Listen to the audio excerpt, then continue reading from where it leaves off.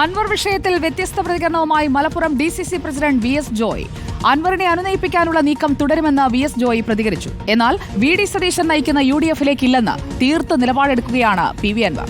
UDF-ന്റെ ഗതികേടെന്നാണ് CPIM സംസ്ഥാന secretary MV Govindan വിഷയത്തെ പരിഹസിച്ചത്.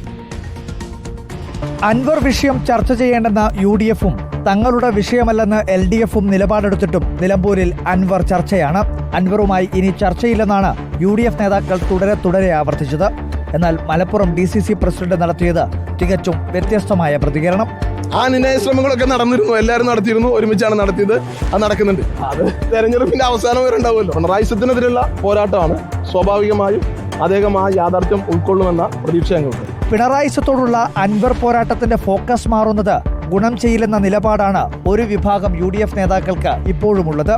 എന്നാൽ VD സതീശൻ നേതൃത്വം നൽകുന്ന UDF-ലേക്ക് ഇല്ല എന്ന കടുപ്പിച്ച നിലപാടിലാണ് PV അൻവർ. VD സതീശൻ UDF-ന്റെ ചെയർമാനായിരിക്കുന്നിടത്തോളം കാലം PV അൻവറോ ഈ പറയുന്ന TMC-യോ UDF-ലേക്കില്ല.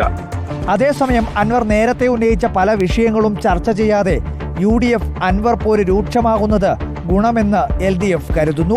അൻവറുമായിട്ട് ബന്ധപ്പെട്ട വിഭാഗവും ഞങ്ങൾ പൂർണ്ണമായിട്ട് ഒഴിവാക്കി എന്ന് പറയാൻ സാധിക്കാതെ UDF-ന്റെ ഗതികേട് കേരളം കണ്ടുകൊണ്ടിരിക്കുകയാണ്. വളരെ ദയനീയമാണ് UDF-ന്റെ ഒരു അവസ്ഥ.